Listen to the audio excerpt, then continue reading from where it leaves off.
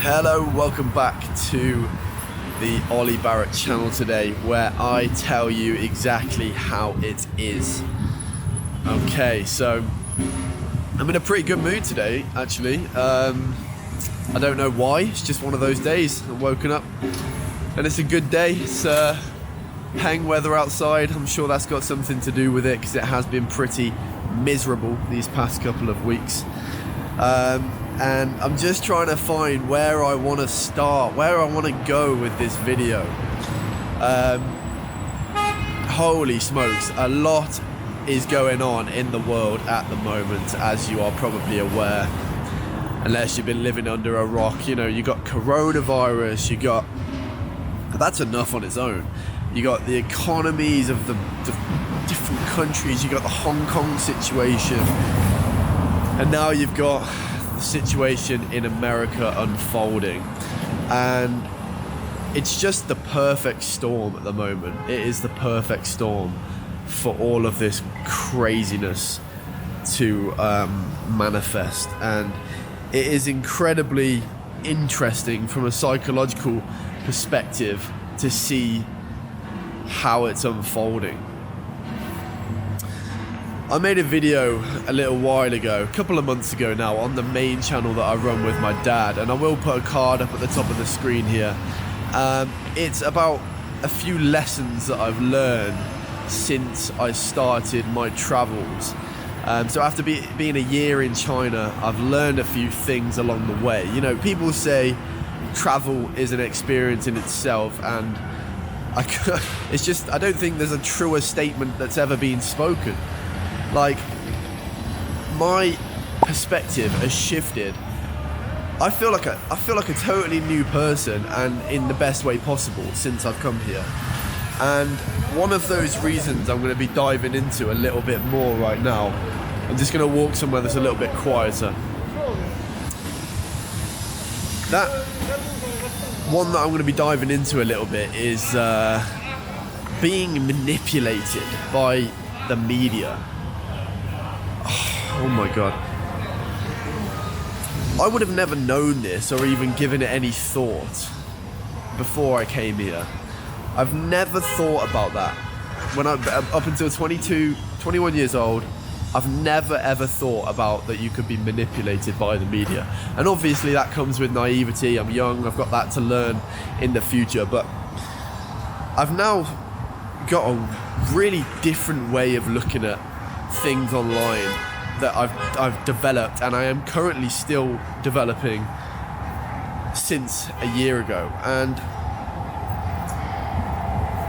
that is insanely valuable, because let me give you an example. This situation that's happening now in Hong Kong is insanely similar to the situation that happened in Hong Kong 6 months ago, and is currently still happening. It's just getting a bit less coverage at the moment. It's insanely similar to what's happening in America. However, the narrative pushed in the media from the Five Eyes nations, the UK, America, New Zealand, Canada, and Australia, is extremely different towards the two. Let's take Hong Kong. So, Hong Kong,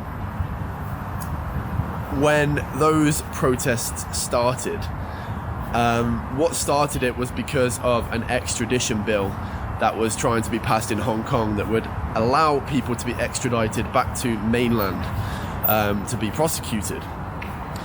And that was the catalyst for this pro-democracy movement that it was being labelled as. Anyway, fast forward a little bit, and there's riots, there's protests all over the city, total destruction. There's attacks on civilians, people were getting burned, people were getting beaten up, journalists were getting set on fire, and it was total anarchy. It's terrible.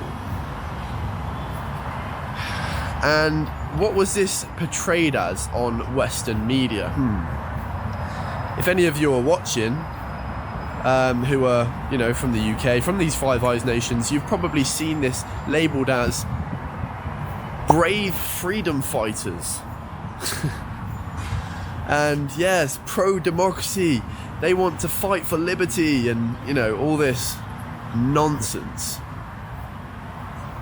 And they're not condemning this kind of violence.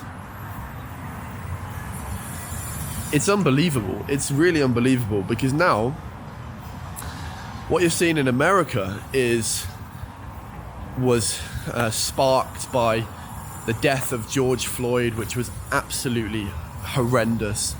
You know, I'm not going to talk about what happened there. Just search George Floyd if you don't know about it, and you'll see everything to do with it. But yeah, these protests now were sparked by the George Floyd death. And this is now freedom fighting for the integral systemic racism that plays a big part in the judicial system in America. So basically it's fighting for the freedom of black people to not walk around and be fearful of the police. But how are they labelled? By the president and the media, they're labelled as thugs and criminals, and they're doing exactly the same thing as what these people were doing in Hong Kong. These brave freedom fighters in Hong Kong are now turned into criminals when it's their own citizens. By their own president, must I add. And the president said, which actually got removed on Twitter, well, it got suppressed on Twitter in a way, but because it's the president, they still allowed the public to view it, because it did actually go against their violence policy, because it was promoting violence. And the president of the United States, Donald Trump, said, "When the looting starts, the shooting starts." Pretty good thing to say, you know, on America, on Twitter, don't you think? I think not. The world is a crazy place at the moment, and sorry, that's just brought me back to a point of police brutality. In Hong Kong, the protests have been going on for a long time, almost a year on and off, and there has been one person shot by a police officer, and that was because he was being beaten by several protesters. And yeah, in the Western media, the Hong Kong police were being labelled as really brutal, and you know, the police are just using unnecessary force to hold back these protesters, which was just not the case. You just need to look at the facts rather than read the headlines of these articles. The facts are that they were being incredibly reserved. They were not using as much force as you would expect them to be, and not using as much force as what compared to other countries have done in the past, and compared to what you are seeing in America now.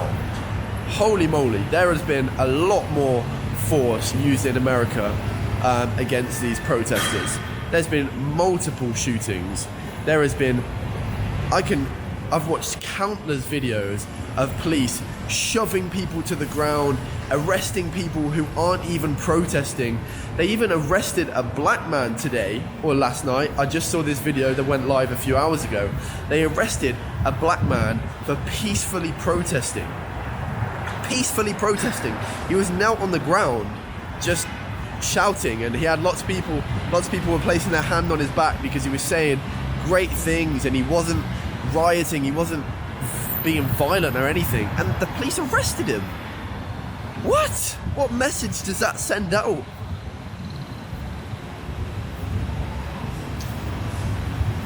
Yet It's ruining my video. Yeah, what the narrative will be in the West, still, even after all of this, will just parrot what they want you to think, which is that Hong Kong police are incredibly violent, and the protesters are just brave people fighting for liberty, and all these Americans. To be honest, it's quite interesting, again, from a psychological point of view, because the people of the world are seeing the American protesters in a little bit of a different light. I think they are still against the fact that these guys are so interested behind me. They are still against the fact that people are rioting and vandalizing property. However, whereas they were kind of all for that, for Hong Kong. Anyway, I'm getting off topic a little bit now. My thoughts are not quite as consolidated right now as I'd like them to be. So I'm going to end this video. It's getting very windy as well. I'll try and block that wind a little bit. If you did like it, it'd be awesome if you can hit that subscribe button and like the video too. Subscribe. I lost my trail of thought completely. Anyway, until next time, got my new hairdo. Take care.